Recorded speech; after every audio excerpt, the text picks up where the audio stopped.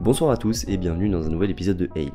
J'espère que vous allez tous très bien et que vos vacances se passent toujours bien. De mon côté, je suis content de vous retrouver aujourd'hui pour continuer sur notre lancée de la semaine dernière et ajouter un nouvel épisode et donc une nouvelle histoire à cette série. Pour le coup, je sais absolument pas combien de temps je vais réussir à maintenir ce rythme. Ce sera un peu la surprise, mais je profite aussi du mois d'août et du fait que mon stage soit assez peu rempli en ce moment pour écrire pas mal d'épisodes et sortir au fil de l'eau. Donc comme d'habitude, bienvenue à tous ceux qui ont rejoint la chaîne depuis le dernier épisode, ça me fait chaud au cœur de vous compter parmi nous, et j'espère que les prochains épisodes vous plairont tout autant que le dernier.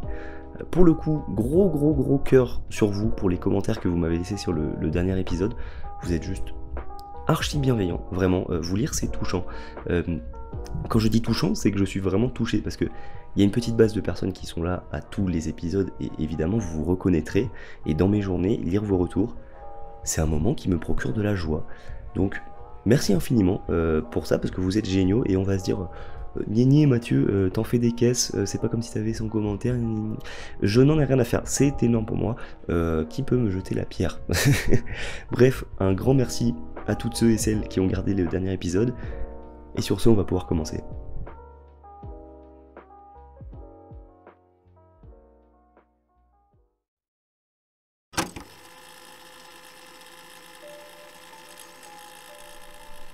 L'histoire que je vais vous raconter aujourd'hui, c'est celle de Justine.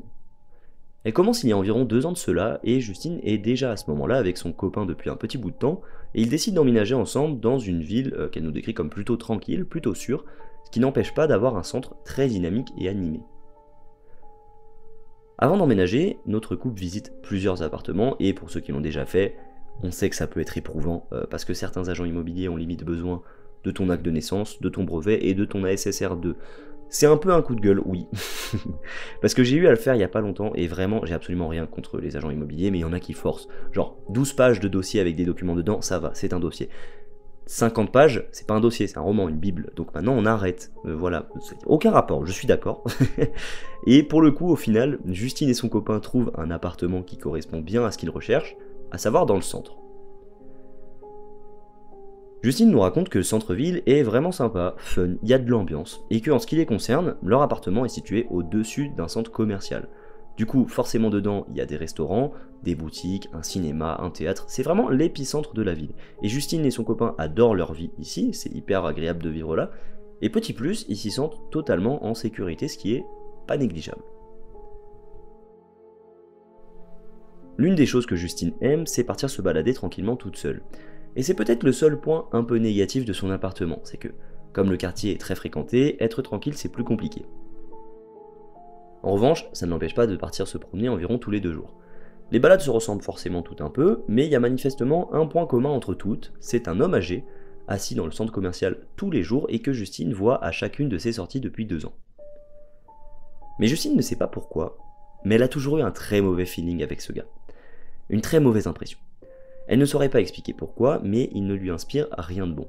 Vraiment, il la met mal à l'aise, à tel point qu'à chaque fois qu'elle tombe sur lui, elle dévie son chemin initial pour ne pas avoir à le croiser. Mais bon, en réalité, elle ne lui a jamais adressé la parole, elle ne le connaît pas du tout, et elle se sent un peu mal de le juger sur une simple impression. Justine se dit qu'elle est simplement un peu parano, et qu'il est très probable que cet homme âgé soit juste un peu seul et qu'il se sente mieux avec du monde autour. Parce que malheureusement, c'est vrai que l'isolement des personnes âgées, c'est un problème dont je suis incapable de parler parce que je connais pas assez le sujet, mais se retrouver seul à longueur de journée à cet âge-là, ça doit pas être marrant.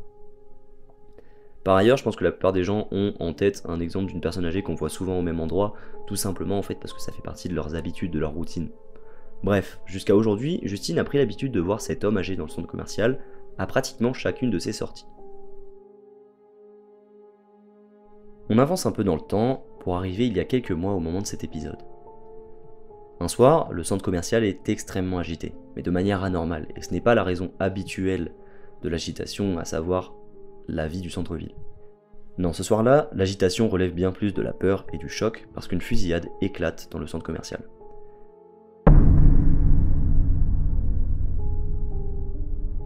Les coups de feu sont tirés aux alentours de 8h du soir, mais au moment des faits, Justine n'en a aucune idée étant donné qu'elle ne sort pratiquement jamais dehors si tard, à part avec des amis. C'est donc le lendemain que Justine l'apprend, et vous vous en doutez, il y a un rapport avec l'homme âgé. Le responsable de cette fusillade est bien cet homme, et les faits sont les suivants.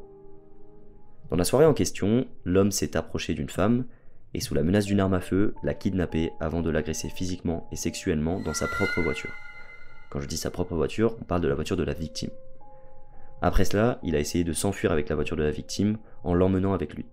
Heureusement, le mari de cette femme n'était pas bien loin et il a été extrêmement réactif en voyant que sa femme avait été emmenée de force. Il a réussi à poursuivre l'inconnu et à lui tirer dessus, et au final, Justine nous dit que cette femme a été secourue et que cet homme est maintenant en prison. Ce qui fait froid dans le dos, c'est qu'après s'être fait arrêter, l'agresseur a subi un interrogatoire. Et lors de celui-ci, il a avoué à la police qu'il aimait rester au centre commercial, à observer les femmes qui y passent à la recherche d'une proie. Et c'est pour ça que cette histoire a particulièrement marqué Justine. L'idée d'avoir croisé des milliers de fois ce type en 2 ans la tétanise maintenant qu'elle sait ce qu'il avait en tête. Et le pire, c'est que toutes ces fois, elle culpabilisait d'avoir un mauvais a priori sur lui alors qu'en réalité, toutes ces fois-là, elle était une victime potentielle.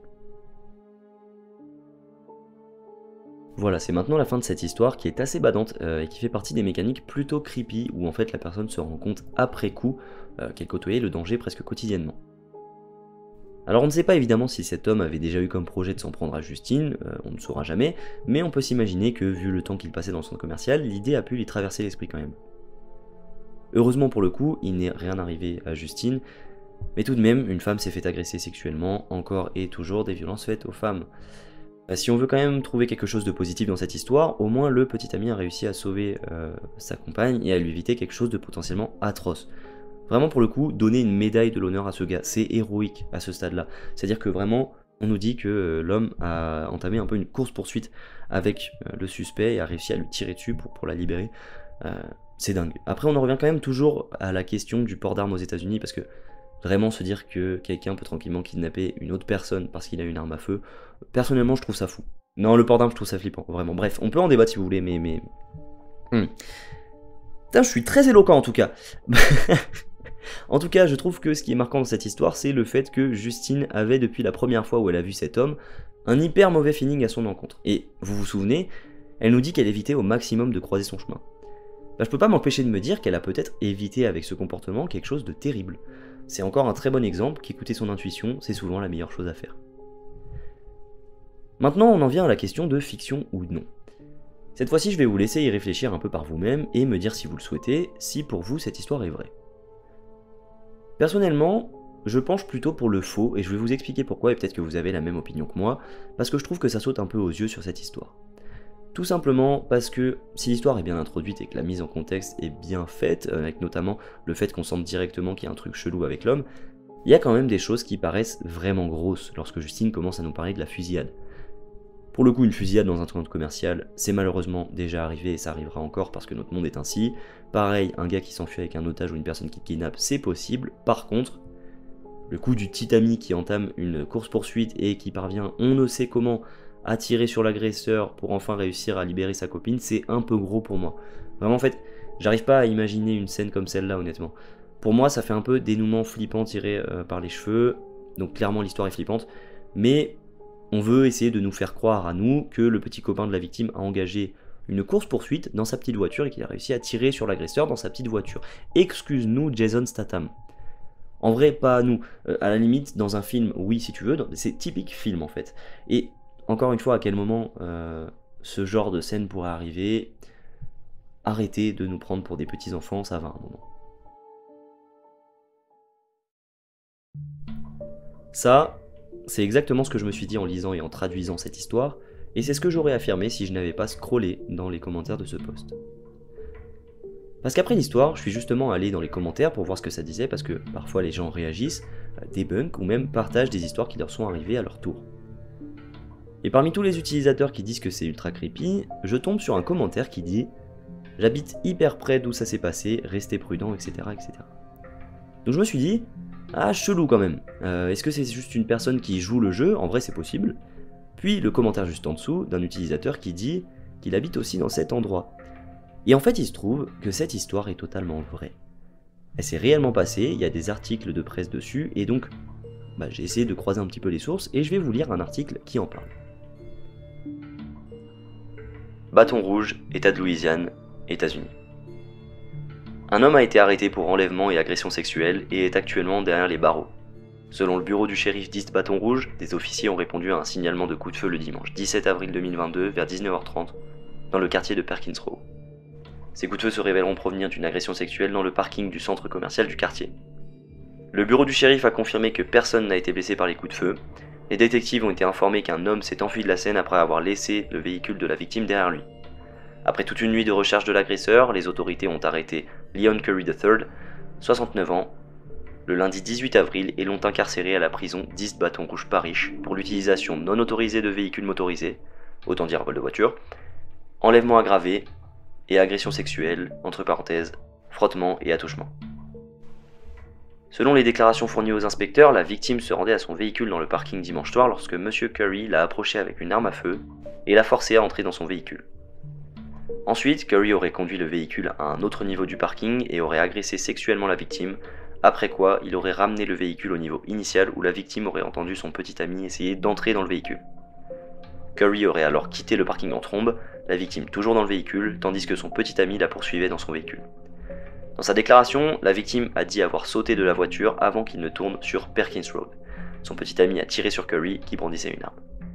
Selon le BRSO, le bureau du shérif, les adjoints ont ensuite localisé la voiture de la victime garée dans le parking et les détectives ont pu identifier Curry grâce à la plaque d'immatriculation de son véhicule sur les caméras de surveillance et à la description de la victime.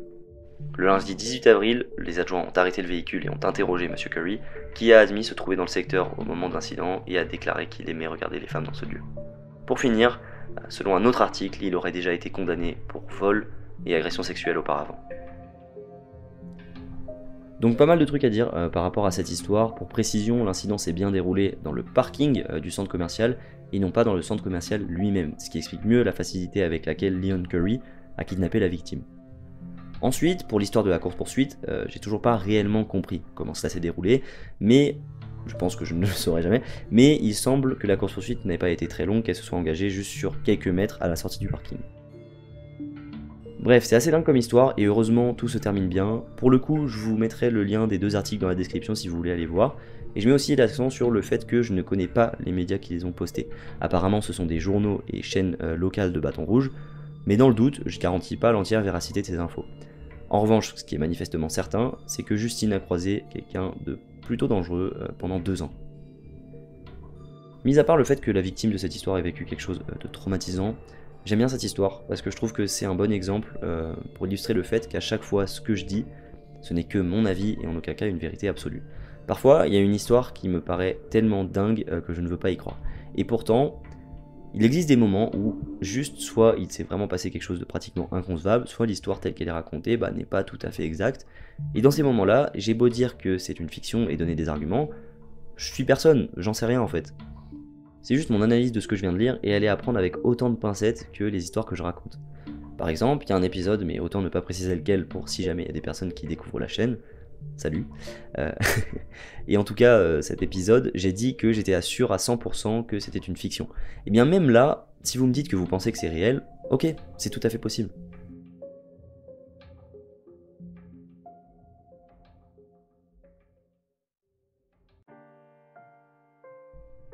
Voilà, c'est maintenant la fin de cet épisode. J'espère vraiment qu'il vous a plu parce que personnellement j'ai bien aimé faire ces petites recherches.